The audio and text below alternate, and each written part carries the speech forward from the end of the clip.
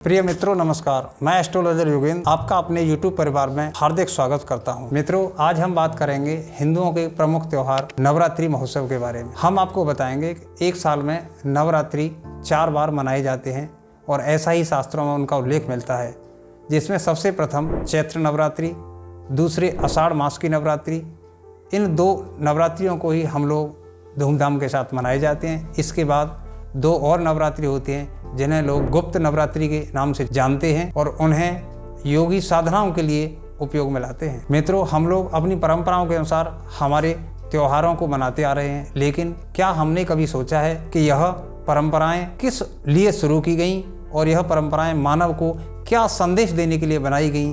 क्या हम उसे कभी जानने का प्रयास करते हैं और उसके अनुसार अपने जीवन में कोई बदलाव लाने का प्रयास क्या हमने कभी किया है? इसका ज़्यादातर लोगों के पास कोई सटीक जवाब नहीं है, लेकिन आज हम आपको बताना चाहते हैं कि नवरात्रि हमें क्या मैसेज देते हैं और उनके पीछे क्या वैज्ञानिक रहस्य हैं, जिन्हें अगर हम अपनाएं, जीवन में धारण करें तो हम समाज को खुशहाल बना सकते हैं। आज चारों तरफ नकारात्मकता का माहौल है और हम सब लोग परेशान हैं। हम आज सभी मंदिरों के चक्कर लगा रहे हैं, लेकिन फिर भी शांति कहीं ढूंढने को नहीं मिल रही है। किसी के पास उसका कोई समाधान नहीं है।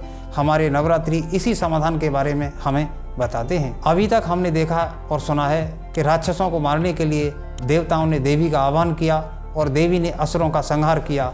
यह केवल बात को समझाने का एक सांकेतिक तरीका है, लेकिन वास्तविकता में इसके पीछे छुपा रहस्य कुछ और है। इसे समझने का मतलब मात्र इतना है, अगर हम अपने अच्छे संस्कारों को बढ़ा लेंगे और तो बुरे संस्कार हमारे अपने आप ही चले जाएंगे और हम एक अच्छे लोगों की श्रेणी में पहुंच जाएंगे और ऐसे लोगों को ही देवता कहा करते हैं। आज हम बात करेंगे, हर इंसान के अंदर 2 तरीके के विचार पाए जाते हैं, जिसमें कुछ अच्छे विचार होते हैं और कुछ बुरे विचार होते हैं।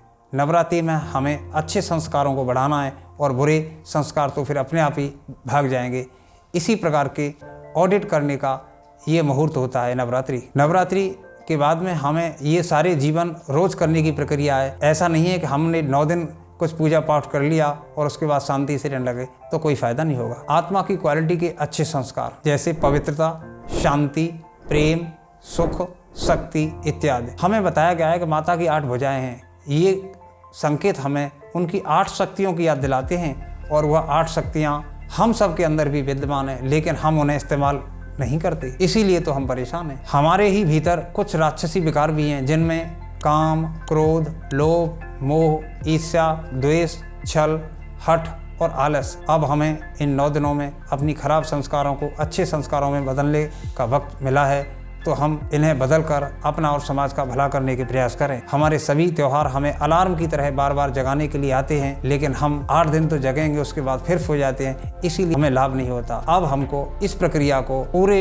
लाइफ टाइम चलाना होगा, तभी हमारे जीवन में खुशहाली आएगी। आत्मा के अंदर 8 शक्तियाँ हैं। आज हम बारी बारी से उनके बारे में आपके साथ चर्चा करेंगे, जिसमें से 8 शक्तियों को 8 माँ के रूपों में बताया गया है। जैसे समेटने की शक्ति माँ दुर्गा, सहयोग करने की शक्ति महालक्ष्मी, सामना करने की शक्ति माँ काली, सहन करने की शक्ति माँ जगदम्बा, समाने की शक्ति संतोषी माँ, निर्णय करने की शक्ति सरस्वती माँ, परखने की शक्ति गायत्री माँ और सहन करने की शक्ति पार्वती माँ के रूप में इंडिकेशन मिलता है हमें। नवरात्रि में इन्हीं शक्तियों को अपने आप में जगाने के लिए संदेश देते हैं। अगर कोई भी व्यक्ति इन 8 शक्तियों की पावर का सही से यूज करेगा, वह व्यक्ति सबसे अलग दिखेगा और ऐसे ही लोगों को देवता कहा करते हैं। हम आपसे प्रार्थना करते हैं कि इन 9 दिनों में आप अपने व्यवहार में बदलाव लाने की कोशिश करें और अपनी सोई हुई शक्तियों को पहचानने की कोशिश करें।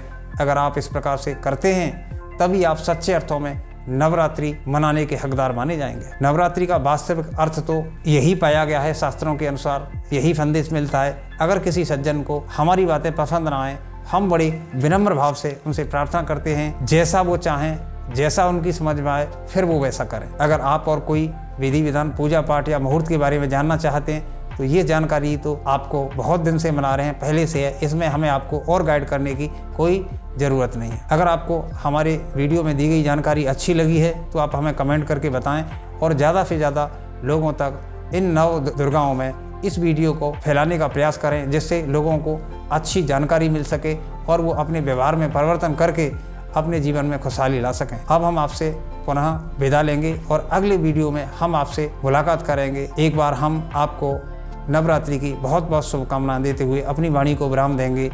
जय माता दी।